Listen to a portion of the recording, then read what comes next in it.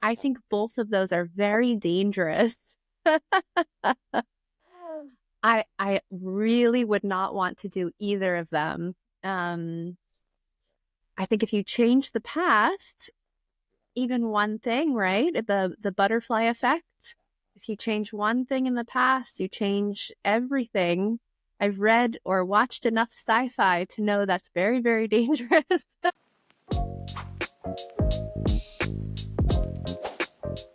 Hello, everybody, and welcome back to another native English speaker conversation. And once again, it's a chit chat, a little convo with a Brit, myself, from the United Kingdom, as I'm sure you already know that by now, and an American. So, Brittany, hello, how are you?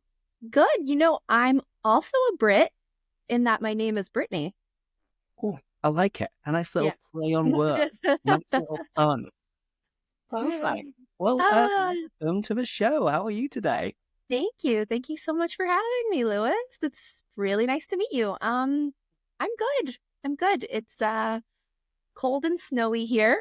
So yeah, I like the snow. So things are good. I'm happy. How are you?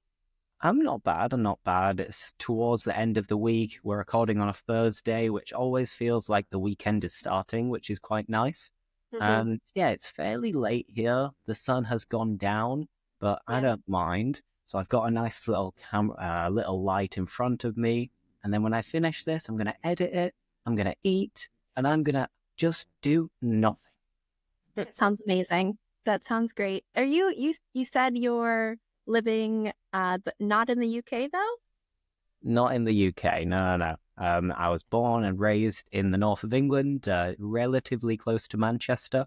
However, I've been living around in different places, and at the moment I'm in Brussels, in Belgium. Amazing. So it's kind of like being in the UK because it's very, very close and the weather is basically the same. However, the vibe is quite different because it's maybe more international, at least compared to other cities that are not London. And yeah, it's all right. I can't. Really good food, I imagine. So Belgium and Brussels is famous for a few things. First of all, beer. So, very good beer. Secondly, very good chocolate. Another great thing. Thirdly, maybe mussels and chips. So French fries are actually not French. French fries were actually created in Belgium, but in the French-speaking part of Belgium. But then I think in World War II, the American soldiers heard people speaking French, and then they called them French fries. So that's my little story for the day. Just, I have heard this before, and yes, that French fries are not exactly French, but Belgian fries doesn't really roll off the tongue, unfortunately. So Belgian fries. We can try to get it to catch on. For sure. Nice phrasal verb used there, to catch on. If something catches on, it starts being used, it becomes maybe common, it becomes trendy. So yeah, let's see if Belgian fries catch on instead of French fries. Let's do it. We'll start the trend. Now, you said that it's snowing over there. Whereabouts are you based? I live in Vancouver, in Canada. So I'm from the States, but I live in Canada, which is on the West Coast. Some people call it the California of Canada. I don't know. Maybe nobody calls it that. It's the West Coast of Canada. So I think when people think of Canada, they think of very cold weather, which, yes, right now it is cold and snowing. But typically we have pretty mild weather here.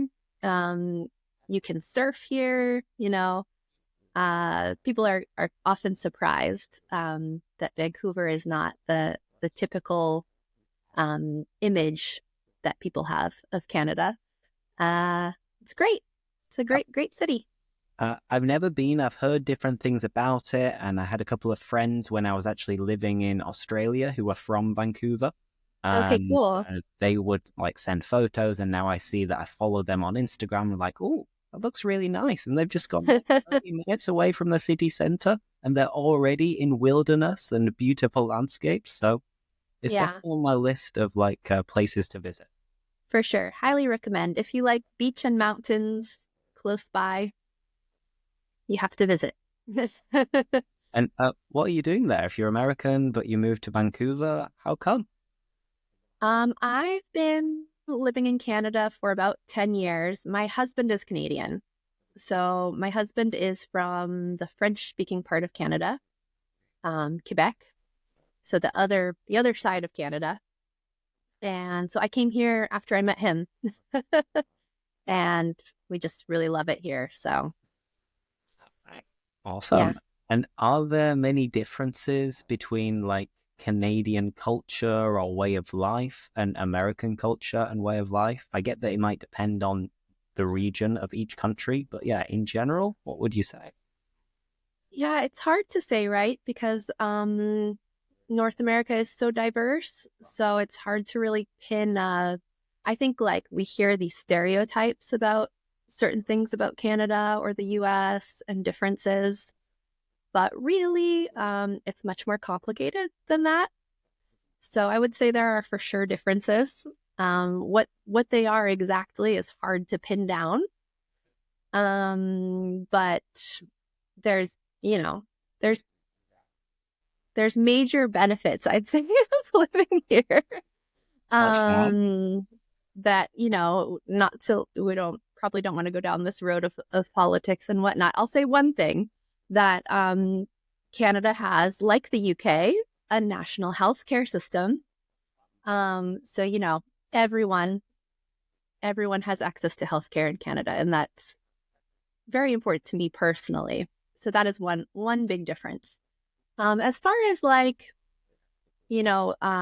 culture, music, things like that, we share a lot.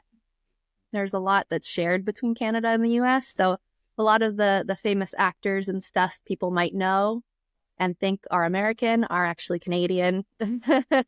Was Ryan Gosling and Ryan Reynolds, maybe? Totally, yeah. Ryans. Yeah, they're both, all the Ryans are Canadian. Yeah, yeah, Ryan Gosling. I'm always a little surprised. And recently, the recent one I heard was Pamela Anderson is from around here. I think Victoria, it's close to Vancouver. People think of her as a California girl, but she's from this cold northern place. Beautiful. But does it always snow in Vancouver? No, it's maybe once or twice a year we'll get a couple of days of snow, but mostly it's rain. Probably similar to the UK. Great. You took the words right out of my mouth. I was thinking, because I've heard that, in the rest of Canada, it snows a lot and it stays kind of like settled on the ground for a very, very long time. It's absolutely freezing. But as you said, Vancouver is kind of like a warmer, milder climate, which means in winter, you don't have beautiful snow. You just have dreary, wet, depressing days over and over again. Totally. Yep. That's it. Dreary and depressing. Yes, it can be hard for people's mental health. A lot of people have to, take some vitamin D pills, or I don't know how people cope in the UK with dark winters. But here, it helps to go skiing. People do a lot of outdoor sports. That helps. What's funny is we lived in Scotland for a few months when my son was a baby as part of my husband's job. And I was really surprised by how dark it got. Like here it also gets dark, but I guess is it latitude or longitude? The latitude is a bit higher. And so it would get dark at 3 p.m. No joke. And I was shocked by that because I thought here maybe 5:30, it's really dark in the winter, but 3.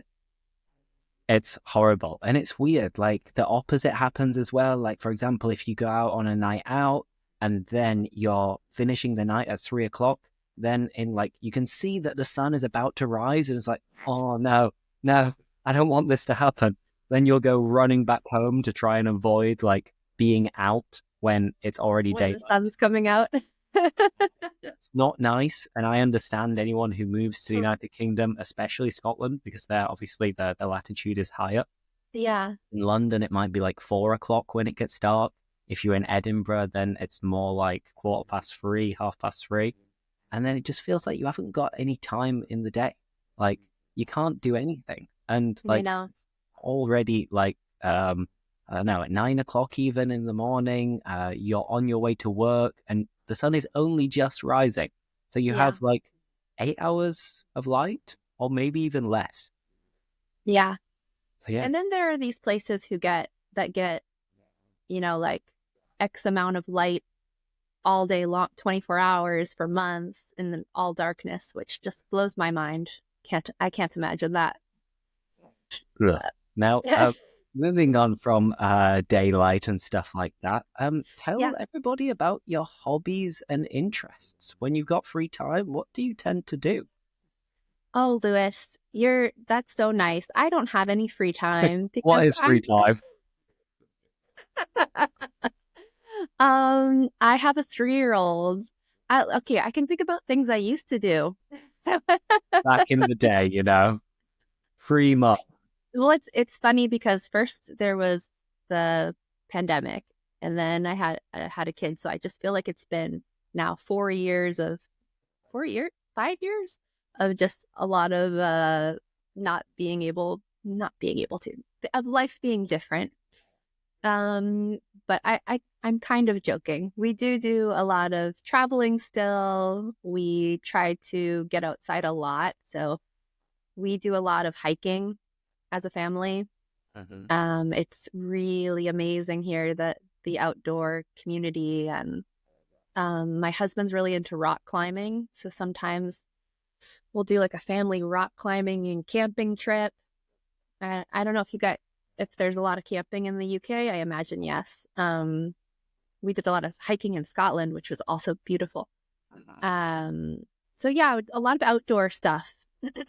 I used to do more like snowshoeing and even snowboarding and skiing back in the day, but I just feel like it's harder to do those things with a young toddler. But yeah, also we're close to the beach. We go to the beach a lot, so our life is very much our life revolves sort of around these, trying to get outside, trying to do outdoor activities. Perfect. So goodbye free time and baby. Or as you said, a nice word, toddler, which not many people are familiar with this word, but a toddler is like a baby / young child between like the ages of what, like 1.5 and 3? Yeah, 4? I would say so. Yeah. I know. Thank you for pointing that out. I think a lot of people get confused when they hear that. Yeah.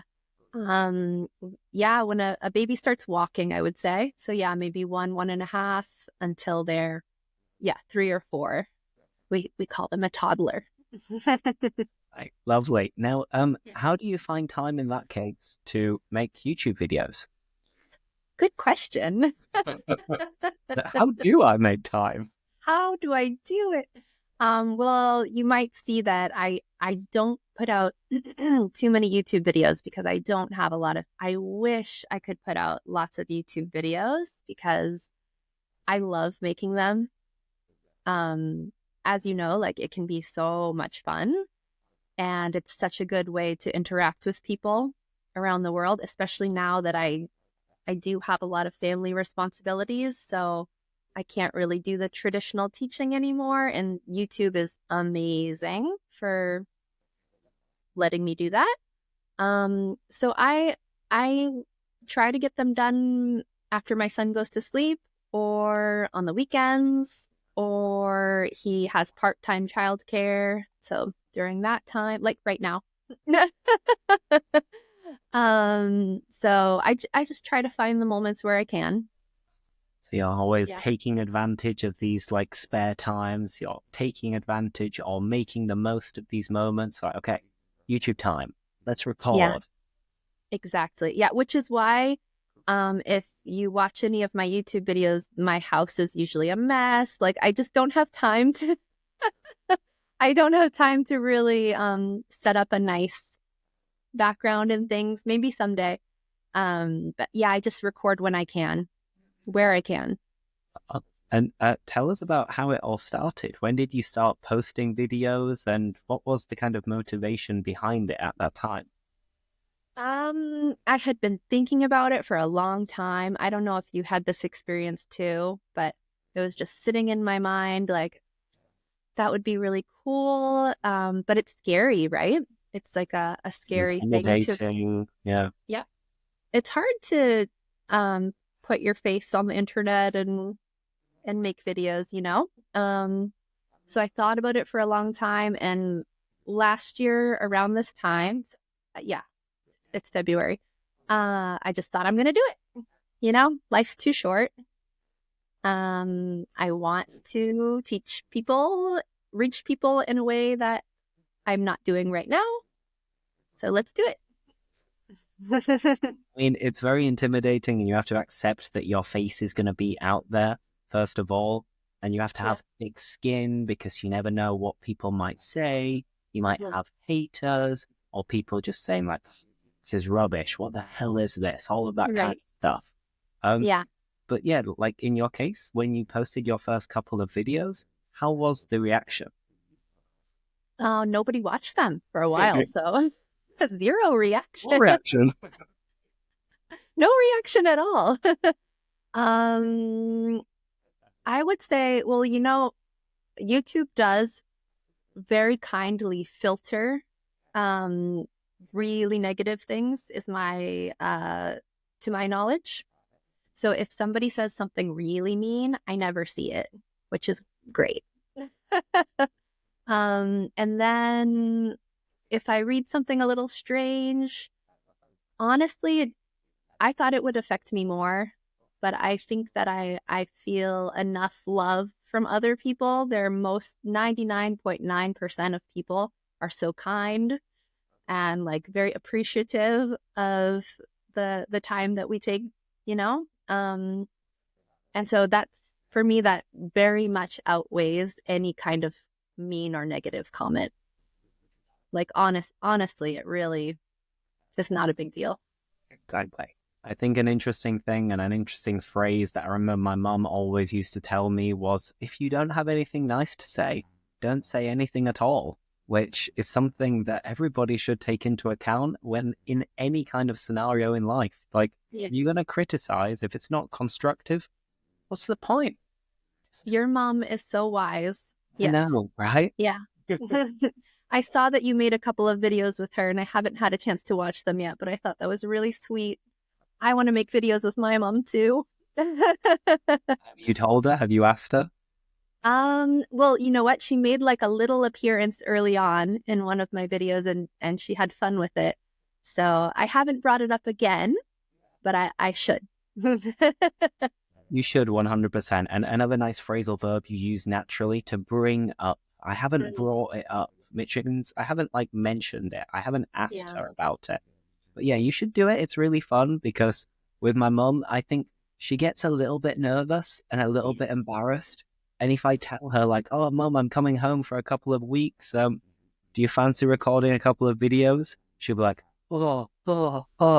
And she'll make sure that she has a shower, she gets her hair done, she'll put on a makeup, she'll wear a new jumper or something like that. And I'm like, Mom, I'm wearing my pajamas. You're making me look bad. That's the whole benefit of doing a video on YouTube. You can wear your pajamas. So yeah, if you do ever end up doing it with your mum, let me know, because I'll check it out. Okay, awesome. Awesome. Yeah, you used a couple of interesting Britishisms there. You said, would you fancy? And there was another one, but I can't remember now. And when I say, would you fancy or do you fancy, do you understand it? I understand it, yes. But I guess I just would never use it. Yeah. That happens a lot, I guess, right? With certain words across the pond, we can understand, but we just wouldn't necessarily use them. No, absolutely. And the word fancy can be used in different ways. If I ask you, do you fancy going out for a drink? It's like, would you like to? or do you feel like doing it? And also we use fancy as an adjective to call something kind of posh, elegant, upper class. I could say that, oh, that restaurant's a bit fancy. In that way, I would use it. Yeah. Okay. Yeah. Mm-hmm. That's where we see eye to eye. That's where we see eye to eye. Yeah. Awesome. Now, moving on from that, professionally and when you were growing up, did you kind of foresee yourself becoming an English teacher, or what was the dream job when you were growing up? I had a few, but yes, I was in this club in high school called the Future Educators of America. Oh, wow. It's funny because I haven't thought about that in a long time, and you just reminded me. And you emigrated. I know. Future Educators of Canada. Well, as an English teacher, we get to travel a lot. So future educator of YouTube and the world. So that's kind of funny, but I also wanted very much to be an astronaut. But it turns out you have to be quite good at math and science. And unfortunately, I didn't have the best grades there. I was more of an English girly. And so, darn it, I'll just never get to the moon, Lewis, I mean, you never know. If you get really, really rich and famous, then nowadays there'll be some kind of like moon exploration trips. And if you have enough money, you can make it happen. You never know. Yeah. What did you want to be when you were a kid? I mean, I think it was always the typical stuff of like, I want to be a footballer, a soccer player. Right.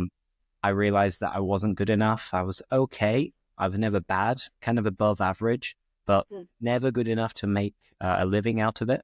Mm-hmm. And then I was always kind of like weighing up options, but not ever considering anything seriously, which is why I studied languages, because I was like, I don't know what I want to be. Like, went through phases of being like, maybe I'd be a great police officer, a great footballer. Maybe I'll be a teacher. Maybe I'll be a doctor. Well, doctor was never really an option because, like you, I was never good enough at maths and science. But who knows? And then I was just thinking like, well, if I study languages, I get to travel and it will open up so many options. So then I can do different things. And if I can't find like my dream job, then, well, I'll teach maybe different languages or English. And in the end, that's what happened. Yeah. It's kind of, I think that's a very common story. I mean, I similarly, was not sure. And there are so many opportunities to teach when you're young. As an English speaker, it's like quite a lucky thing that we're able to do. And then you realize, well, some people leave because it's not for them. And then some people realize, oh, this is amazing. And, turn it into a full-time career. So, wow. It's amazing. It's a great way to travel. And like, right now you're in Brussels and I'm in Canada, and that happened probably because we were able to do this kind of work, right? Clear. So if anyone is not sure what you want to do in the future and you're 16, 17, 18, in your early 20s, then give English teaching a go. It's fun. Yeah. Travel the world. You can work remotely. It's not usually the best paid job. So if you're looking to make a fortune, you're probably in the wrong business. But if you're talking about a rewarding job where you'll feel good, have chats with people from around the world, then give it a shot. Yep. Give it a go. Yep. Yeah, and that goes for people who also speak English as a second or third or fourth language. I have a lot of friends who English is not their first language, and they're amazing English teachers. So, if you have a passion for it, try it out. See where it takes you. And now, usually we, with these interviews, I ask people question after question after question. But before we started recording, I mentioned that I had some random ChatGPT conversation questions prepared. And then Brittany actually showed me that she has some like conversation cards as well. So we're going to transition and take it in turns to ask each other one of these random questions. So yeah, how does that sound? Let's do it. Sounds great. Well, you then. Go ahead. Get started. Okay. So I have this deck of cards that they're actually deep conversation cards. Okay, deep. Wow. Well, you know what my thinking was? Small talk is wonderful and serves many great purposes, but there are more interesting questions in the world, right? Yeah. And so we can get to know each other better using some deep questions. Yeah, I mean, the fact that they're actually cards, that means like I'm just gonna forget my ChatGPT. Like, this is way they're kind of cool because they're playing cards, but they have questions on them too.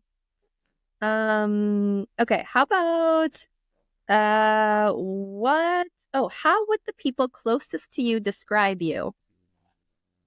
I'm not sure. It depends. Like, for example, my girlfriend would describe me as being, what is it? How does she put it? She always says that I'm a lazy, sociable person. Like, let me clarify that. Basically, when I want to be sociable, I can be sociable and I can be extroverted. However, it doesn't usually come naturally to me because most of the time, I would much rather just like lie down on the sofa and not do anything and be in my own little world. And I think part of that comes from maybe having a very sociable job. So then when I clock off and finish, it's just like, I want to mong out, which is a kind of colloquial British way of saying just like to do nothing, be like a vegetable on the couch, on the sofa, and just chill out. But then if I know that there's a party coming up, I can get myself up for it and kind of motivate myself, knowing that I'm going to socialize and speak to a lot of people. I can do it, but I usually prefer not to. Hence why I'm a bit of a lazy, sociable person. Yeah, and like an extroverted introvert or something. Exactly, right? Something along those lines. Yeah. This is going to sound silly, but what is your star sign? Do you know your horoscope? I know it, and I'm very skeptical with all of these things. So I'm interested. Obviously, you asking means that you're into it. So I'm a Libra. I don't know if a Libra. Okay. Yeah, I mean, the reason I asked, so Lewis, today is my birthday. Oh my God, happy birthday! Yeah, thank you so much. And so I was, I think the algorithms know this on in your social media, right? And so I've been getting a lot of like Aquarius stuff recommended to me because I am an Aquarius. And so I was reading it thinking, oh, well, this is very accurate. I also don't know very much about it, but the psychology of it is probably can explain this to me, but I kept seeing things that I thought, this is so me. This meme is very much my personality. Anyway. I mean, with Libra, the only thing I know is that the sign, like the symbol is like weights, I think. Okay. So maybe you are into justice or fairness. I don't know if it's fairness, justice, or balance perhaps as well. That I'm a kind of balanced person, which I would agree with. But yeah, I don't pay too much attention to star signs and horoscopes and stuff like that. But whoa. It's your birthday? Happy birthday. It's my birthday, yeah. What are you going to do to celebrate apart from this podcast? I know that we're going to celebrate here. And then after this, it's kind of perfect because my son's at daycare today. And so I think I'll treat myself to a nice quiet lunch by myself. Somewhere. I know if any parents are watching, you know that is the best birthday gift. And then tonight I'll hang out with my family, do dinner somewhere. Yeah. And will you blow out the candles? Blow out the candles, sing happy birthday. Yeah. Maybe go out with some friends this weekend. Yeah, I think as you get older, your birthday gets a little bit more low key. Quieter. Not always, but in my case, for sure. Yeah. I mean, as a lazy, sociable person, I always avoid celebrating my birthday. Or at least You I do. avoid like organizing a big like shindig, a big Okay. party. I don't want to be the center of attention in this way. Mm. I'll happily go out for Yeah. some drinks with my friends or go on a little trip maybe with my girlfriend. But I don't like the feeling of like organizing a big thing where everybody is there to celebrate my birthday. I don't know. Yeah. Something about it just doesn't sit right with me. This is very interesting because I think this is maybe a characteristic of people who do YouTube videos, which is very ironic. You Yeah, know, we make these videos and they have our faces on them, but then we don't want where we are kind of uncomfortable with being the center of attention. It's a strange kind of paradox, right? yeah. Because I feel, yeah, I agree with you that I also don't want to have a big birthday parties. It's fine if it's lots of people watching from many places From around their the world. houses. Yeah. Yeah, let's just keep a distance, you know? Totally. Awesome. Well, let's do another question then. Another Absolutely. one? Okay. What? Oh, if you were to write a book, what would it be about? I'm not sure. I've mentioned on a previous podcast that I'm not much of a reader. So, Okay, uh, let's make it like if you were to I don't know what like make another podcast or some other media, I mean, a TV show. whether it's TV show, media, or anything, I'd probably make it football related, Okay. soccer related, just because like it's the thing that I'm not the most passionate about, but it's the thing that I'll do or watch or listen to if I want some downtime and if I want to kind of clear my head or I just want to chill out at the weekend. I can put Mhm. some football on. My mind kind of just relaxes completely. Mm. And I'm a little bit of a geek, a bit of a nerd when it comes to like information related to footballers or trophies or teams. So then I can list off some nice facts at the same time. And yeah, if I had to choose, it'd be something football related, but I'd have to pin down and clarify exactly what the story would be. Maybe you could do a podcast like this, but interviewing other knowledgeable people about football Or footballers themselves. or footballers, for sure. For Okay. sure. I'll give you a cut when I make it. I'll be the only one involved who doesn't know anything about football. Wow, this is really interesting. Okay, my turn. Let me ask you a would you rather question. Oh, okay. I've got a list here, course from ChatGPT. Hmm. You started with deep questions, so let's continue with a deep one. Okay. Literally, the subsection is deep and thought-provoking. Oh Um, boy. so, would you rather be able to change the past or see into the future? Oh goodness. Um, I think both of those are very dangerous. I really would not want to do either of them. Um, I think if you change the past, even one thing, right? The butterfly effect. If you change one thing in the past, you change everything. I've read or watched enough sci-fi to know that's very, very dangerous. um, and then looking into the future will just drive you crazy because if you know what's coming at all times, there's no way that you can just be content in the present, Very right? wise words. I would be very, very hesitant to do either of those. But wouldn't you be tempted to know, like, I don't know, what's going to happen? So then you can bet on these things and you can Oh, make I see. a little bit of cash, on the side. You don't have to tell anyone, keep it hush hush.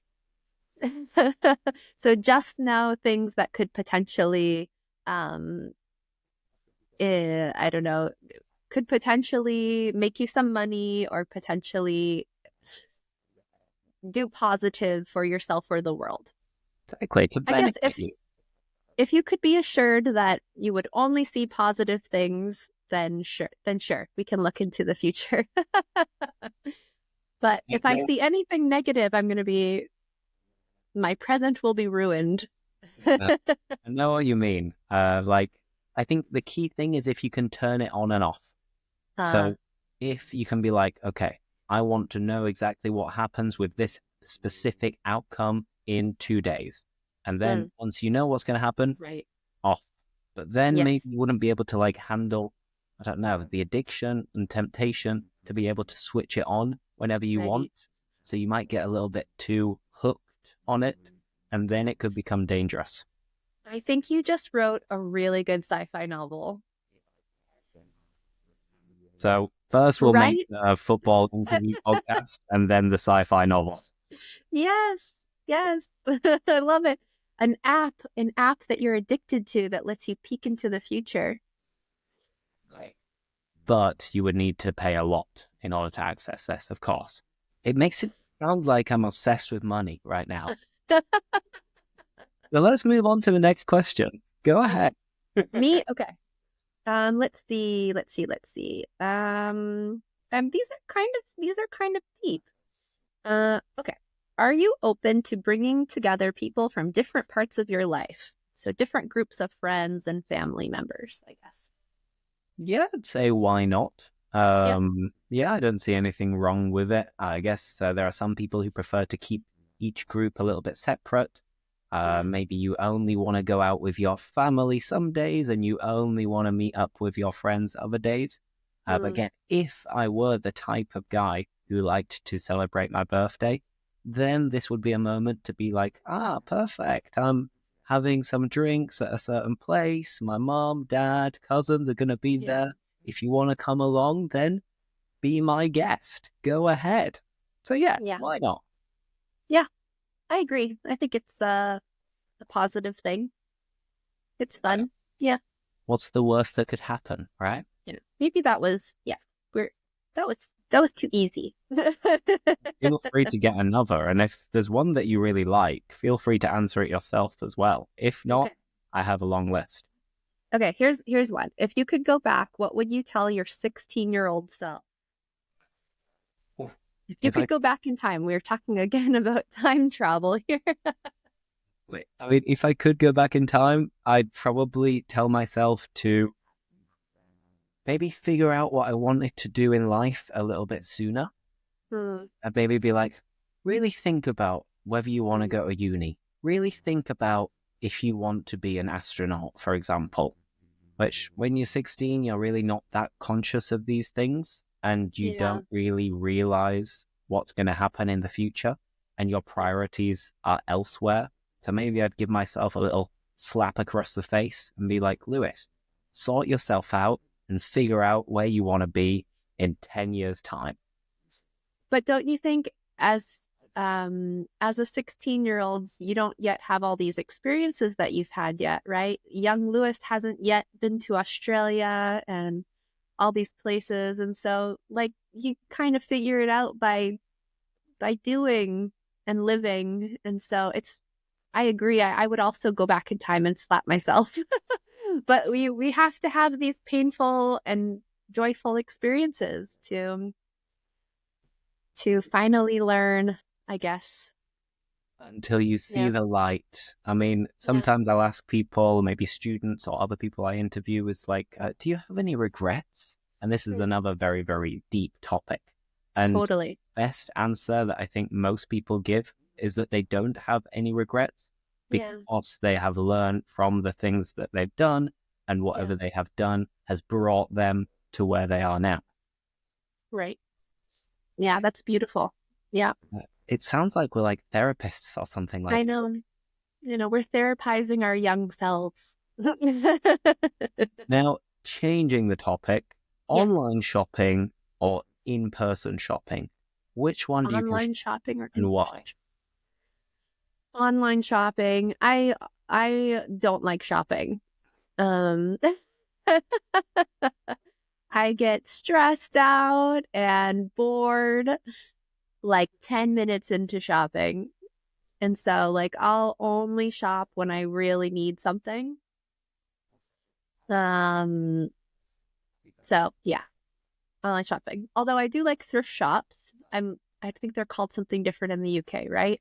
Like retro shops, like flea market kind of things. Yeah, or charity shops. Yeah, charity shops. Yeah. Yeah, so like secondhand clothes where everything's really cheap and funky. That I find kind of fun because you can find weird treasures. Yeah, what about you? Do you prefer online or in-person shopping? No shopping of any type. High five. Look. Like you, whenever I go inside a shop, and I believe you'd say store, however in the UK we say yeah. shop. Whenever I go inside, Yeah. I start to get a little bit like frantic and stressed out. And if I have to try something on, I'm like, oh no, what a the night. Worst. So I avoid that like the plague. I avoid that at all costs, even if it means that in the end I'm going to buy something and it's not going to fit me. So I just don't want to put myself through that at all. 100%. I would rather order it online and have it not fit me than subject myself to that experience. But some people love it. Some people really love it. Exactly. Maybe most people. I don't.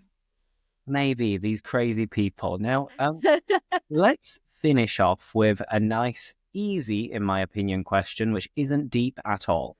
Okay. So, if you had to pick your favorite 3-course meal, what would be your starter, main, and dessert? Oh, okay. I'm excited to hear yours too. Okay. So it would definitely be some kind of Mexican dish or maybe Korean. I love spicy food. So yeah. Oh, it's so hard to pick just one thing, huh? I love Indian food too. Okay. And sushi. I love food. Anything Asian in general. Asian or yeah, so I guess a main and a side and a dessert. I mean, don't worry about the side if you want. Yeah, so maybe like a burrito or something. And then, I mean, like any kind of Mexican food. And then a side of like some kind of, my favorite Korean dish is called tteokbokki. It's like spicy rice cake thing. So good. And dessert, I'm not really a dessert person, to be honest. I'll just get a third meal of like a plate of sushi. Sounds good. I mean, like you, I don't really have a sweet tooth. Like, I'd much prefer savory food than sweet food all day long. Yeah. And I mean, agreed. I like your choices as well because I like spicy food. I like Mexican food. I like kind of Indian, like curry, absolutely delicious. It is to die for, in my opinion. Yes. So it's going to be a strange mixture, but I'd probably start off with some kind of like steak. And this is going to seem crazy for a starter, but steak start with some kind of like roast potatoes and maybe a little bit of veg or a side salad. Then I'd go for a really, really nice curry for the main. Maybe a chicken curry or a lamb curry, Indian style, Pakistani style. And then for dessert, despite not having a sweet tooth, I think I'd go for tiramisu because tiramisu is always tasty. Tiramisu is good, yeah. Yeah, I do like I think maybe I just need to be in the mood because there are some desserts that are, of course, amazing. I love cheesecake. I do love cheesecake. Another great choice. Now, I'm getting hungry. I'm starving right now. It's pretty much time for tea, or in the north of England, we say it's time for tea to say it's time for dinner. So yeah, let's call it a day. And it's been great to get to know you, Brittany. And I hope everybody else enjoyed this conversation and learned lots of advanced phrases at the same time. If anything is unclear at all, let us know in the comments and I'll clear it up for you. Fingers crossed.